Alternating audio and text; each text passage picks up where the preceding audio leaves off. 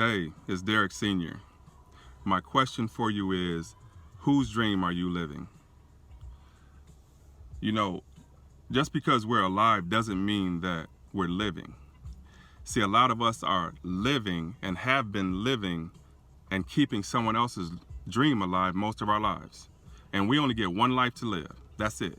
I mean, I don't know what happens after this. All I know is that I'm here now. And when this is all said and done, I want to be able to look back at my life and say I'm happy and proud of the life that I lived. You know, I want to be able to walk in my purpose, do what was in my heart to do when I was a child, or even when I was in school or after college. So, a lot of you all may not know this, but up until recent, I sold cars for almost 3 years. And I wasn't just one of the best salesmen in Illinois, but I was one of the best in the Midwest. And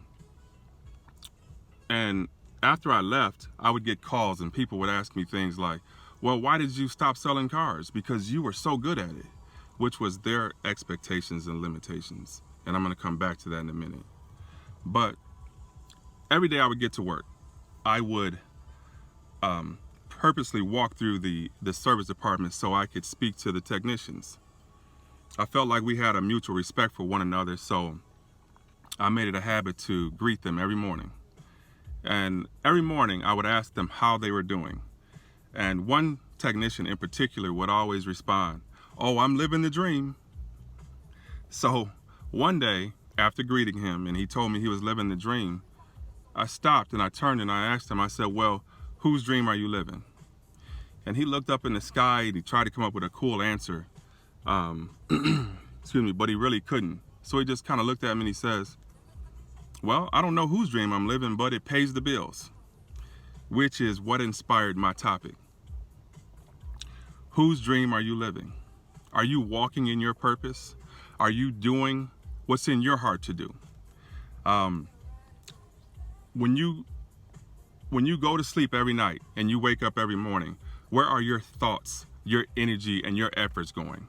Are they going into building your dream, or are they solely being put into keeping someone else's dream alive? Because if you're working a job and your heart isn't in it, that's exactly what you're doing. See, I understand that the bills have to be paid. I completely understand this, better than most. But see, it's my belief that if you were truly happy with your day-to-day life, you would wake up inspired and more enthused, or just as enthused about Monday mornings as you are about Friday evenings. See, I believe that, like me, now that I'm living my dream, I wake up on fire about Monday mornings because I'm excited about the new possibilities, a new possibility that this week is going to bring. I think a lot of the reasons that a lot of people don't like Mondays is because they are getting up and going to a job that they don't care for and their heart just isn't in it.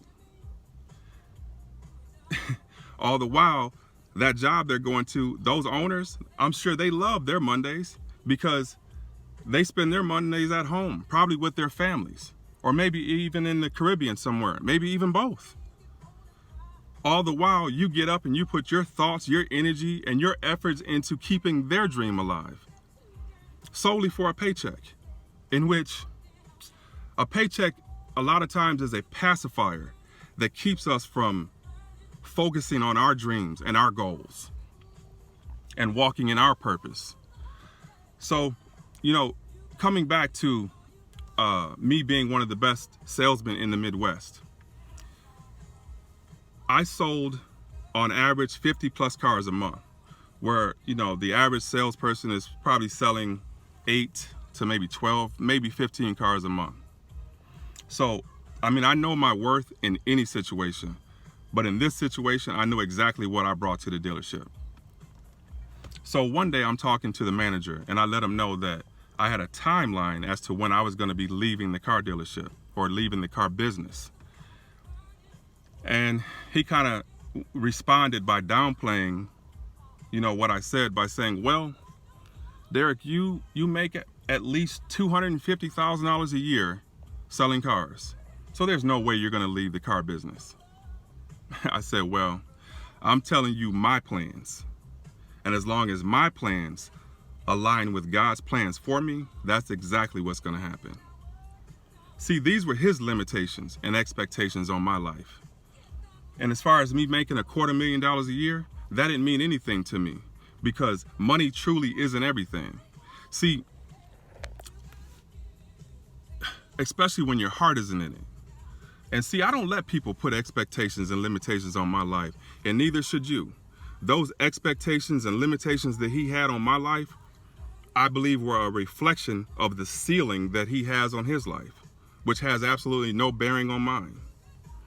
See, when you're working a job like selling cars and others, it requires long hours. And see, I've seen these guys, mainly like the managers, put in these hours and they're basically raising their children on their cell phones. There's no amount of money in the world that's worth that, not to me. See, and I believe there's three reasons, one of three reasons why somebody would do it. And work an occupation like that, and especially staying in it for the long haul. But one reason would be because they are living their dream and doing what's in their heart to do. The other reason would be that they are using that job as a vehicle to get well. And I'm going to come back to that in a moment. The third reason would be because they don't know anything else. You know, they've become comfortable in that uncomfortable situation. Now they're just complacent. Not me. See, I take pride in being able to jump. Like, you know, I cut hair for years and I was great at it. I jumped and, you know, I began running health clubs and was excellent at it. I jumped and started selling cars and became one of the best in the Midwest, which essentially is one of the best in the country. I take pride in that. You know, I thank God for his many talents that he's given me. And I take pride in now being an author and headed towards being a Hall of Fame motivational speaker. I take pride in that. See, that's what it's all about. Living the life that you want to live. Not entertaining these expectations and limitations that somebody else may put in your life. Not anyone, and I don't care who it is. See, when Derek Jr. passed, I lost everything I had. I lost my house, I lost my cars, I lost everything. And I needed a way to get well. And God provided that for me. And that was selling cars. See, I sold over 1,000 cars in less than 3 years. And I would post all over social media that I'm orchestrating blessings. See, the crazy thing is that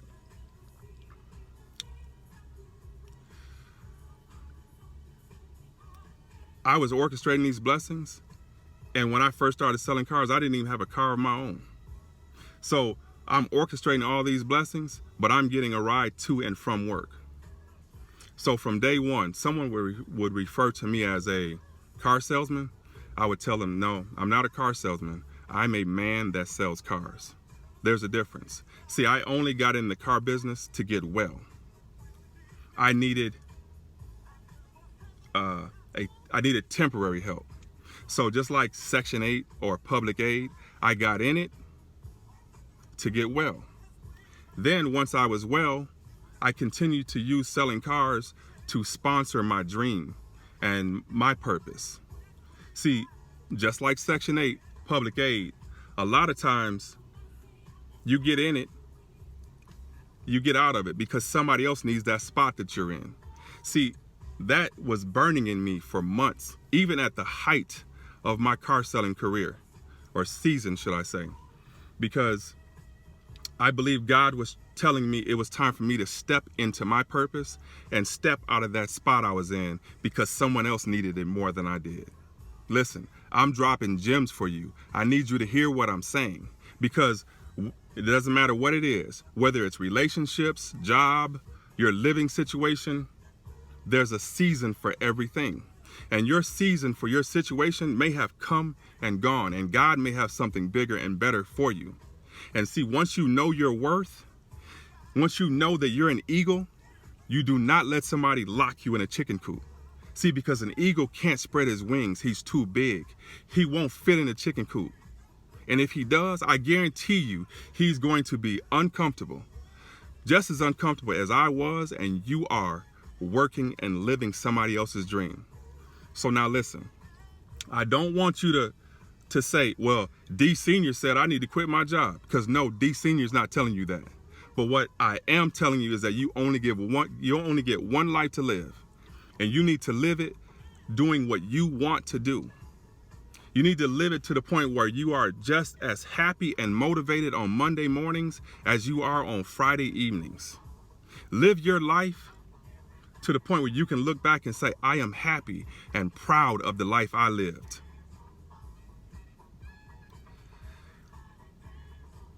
You only get one life to live. Live it doing what's in your heart to do. Live it walking in your purpose. Live your dream. I'm Derek Senior. Follow me on Facebook, Instagram, and YouTube at Derek Senior, a man on fire. I'm bringing the heat. Let's go.